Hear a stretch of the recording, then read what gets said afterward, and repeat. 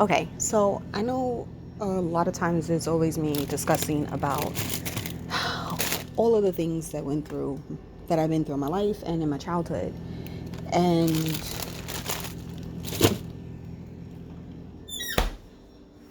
I don't focus a lot of time and energy and attention on the fact that these, I guess the way you can put it is, in order for you to go through hell, you had to learn some things. And I learned a lot of valuable lessons about myself when it came to experiencing these things. So it's like life may not have been as grandiose as I would have liked it to be. I may not have had the best upbringing according to maybe the standards of what others have that I know and I grew up with, but it just wasn't all as bad. And I feel like my sister said to me one day, why would you stay in hell when the door is open? Why would you take a seat in hell when the door is open? And she's right. Why would you take a seat in hell when the door is open? And she's like, only you would do something like that. And the more I think about it, I'm like, yeah, that is something that I would do. Because I feel like throughout the pain, there's valuable lessons. So if there's valuable lessons in the pain, then there's a reason for the pain. And even though I kind of feel like a tainted stripper, even though I'm not a stripper, but I feel like a tainted stripper when it comes to love in a sense and the situations that I've experienced. But I feel like that's the point. Like, the point is to make you give up on yourself and give up on love. Like, the point is to make you feel like love in yourself, just one, loving yourself and loving others and having an open heart is unnecessary because of all that you've endured. But the key word is you endured it, like you went through it. So even though the trick is to get you to not to love anymore, at the same time, it's like, yes, I've endured a lot of abuse and a lot of satisfactory and unfavorite environments and situations, but it built up my spirit, man. And I have not given up on that childlike faith and to actually embrace the world in a sense where, with like child eyes. Um,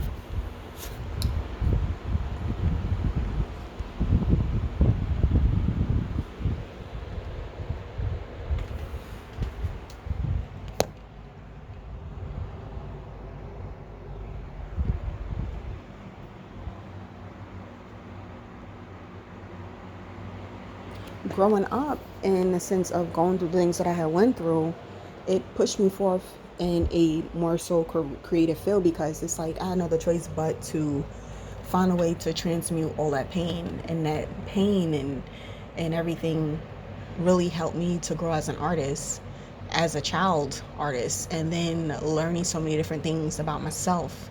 So I feel like even though throughout the pain and all the trauma and all the craziness that had erupted, it built something in me. You know, like, it built up my spirit, man. It built up my individualism, personality. Like, I feel like a lot of people have a tendency of trying to destiny swap with individuals, and I've been through that quite a few times. And just now, at this age, grown age, now learning what that is, had no idea what that was. Some people are brought into abundance and wealth and fame and fortune, but they have no personality. They have no it factor. They don't have anything to who they are and why they are claimed to fame. They just got there because of certain situations and certain predicaments, or because of just the work effort, but at the same sense, they don't really have any character. So it's easy for them to go and try to swap something and steal something because they themselves don't hold that. And it goes back to them just really wanting just acknowledgement and wanting to be seen, and not really want to create space in a sense for others. You know, build something, like, build it and they shall come. Build it in a sense that you are providing a space and opportunity for someone else to be able to come into that path. A lot of individuals have a platform or take up space, being the fact that they just want what comes with it, all the accolades. But in the same sense, they don't really take the time out to really build and do what they need to do in order to spread a message or empower people or uplift I don't want to say the nation, but uplift the energy, uplift the consciousness, you know? So in the sense where, like I said before, you got to go through pain in order to really build something. You got to build muscle, but muscle has to be built through pain and grit. So it just makes sense. And I'm not saying that it's literally, I'm not condoning or saying it's okay to have gone through the pain and abuse. It's rough, but to be able to come out on the other side like shiny and new, knowing the fact that you went through that, but you wasn't alone because God was there with you. But in the same sense, and you was always surrounded by angels, regardless of what you think would have been happening during the process of it happening. Because I know I've heard someone say to me, and I knew that it wasn't that individual doing that to me. I knew that it was an angel telling me to just relax. And like I said, I believe that people have to pay for the things that they've done and deeds that they've done. But it's not all as bad as it may seem. And it doesn't literally necessarily have to even be considered to be all bad, because it strengthens something in you. And I'm a firm believer that the soul remembers. And being the fact that the soul remembers, that means that it was supposed to happen for a reason. So this growth, this pain, this endurance, all of it is this tenacity, this resistance, all of it is for your own betterment. Even though I'm not saying that is the things that occurred in your life, especially if it's the same things that I have went through, is a bonus factor or an it factor, or it's a blessing. But sometimes horrible things happen to great people. But in the same sense, it builds something in you that others don't have, and it prepares you for what's coming next. And when you're in the middle of it, like I'm in the middle of some situations now, it feels like it's never going to come to an end. It feels like it's just everlasting. But what I've been telling myself is, God would have not placed me in these predicaments and situations if I wasn't supposed to learn something from this. So sometimes it's better to look at the situation with brand new shiny eyes. You know, your environment may not be exactly to your liking. And I've experienced that a lot through my life. And you may be in a situation where you don't have anything. And I'm experiencing that now. You only have just enough to get by. But in the same sense, you still are breathing. You're still able to get up and do what you have to do. You still have a able, willing body and a able, willing mind. You still have life in you. And I feel like sometimes that is another trick to get you to feel like there is no answer. There's no out to it. You know, there's no ending to it. But it is an ending. You just gotta be patient and keep the course. Keep your eye focused on God, and know that eventually this too shall pass. And you're not alone, even though you may feel like you're physically alone because you're the one that's enduring it, but you really aren't. Because your situation could be very similar or very worse to another individual situation. And even though you guys may not know each other, or you may be of a distance, at the same time, you're still not alone also, because you're protected and you're surrounded. But sometimes you have to go through these situations to know that it's going to better your soul.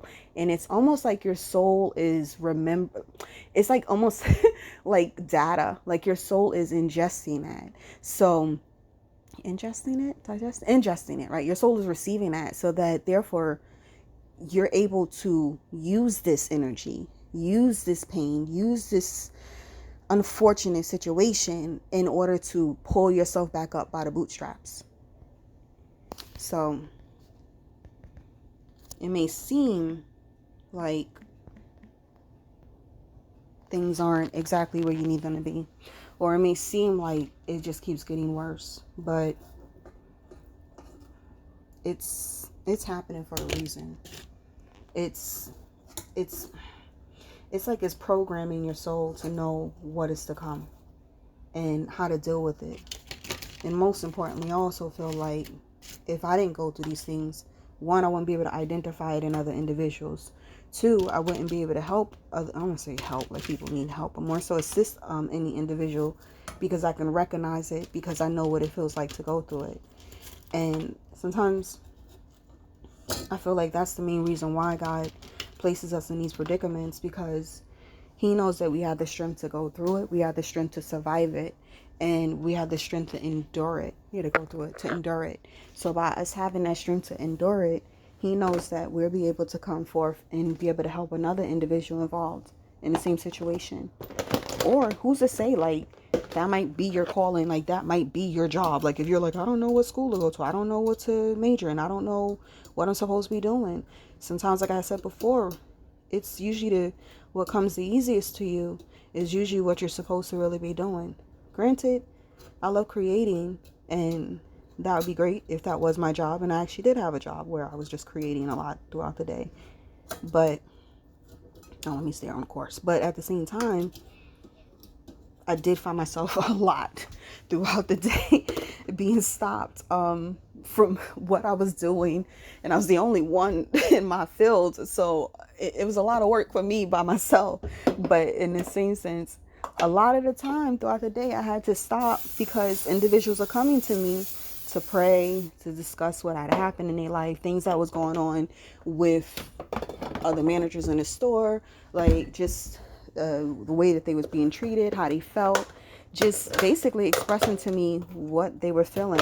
And now I even look back, I remember sitting at lunch in school and just drawing, because I love drawing, and kids would even come over to me then and talk to me about what's going on in their life.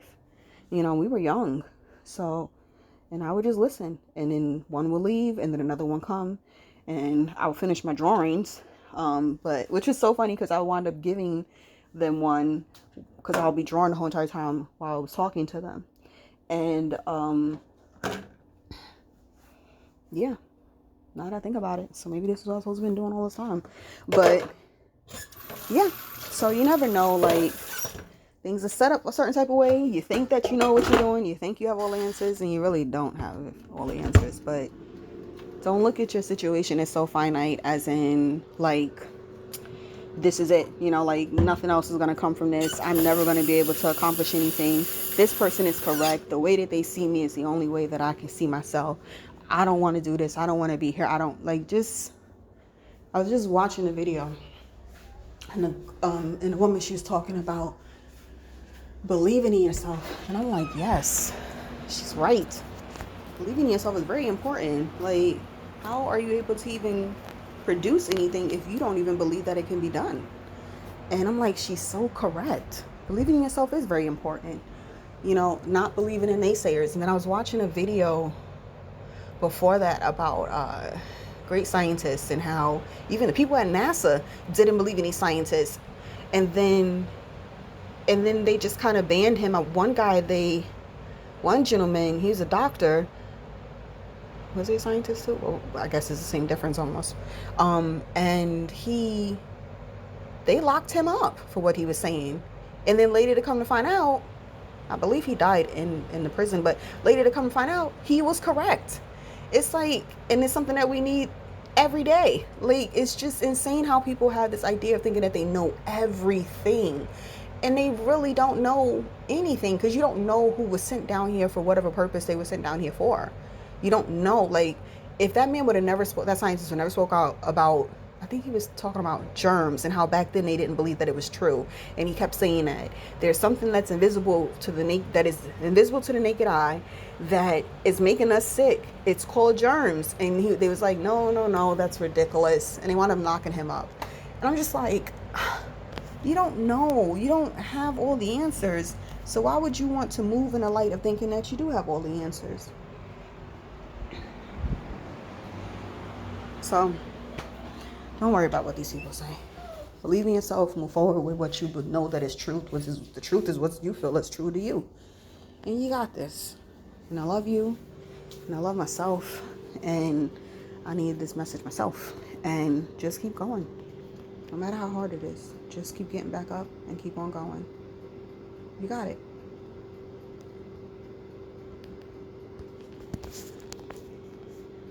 I love you.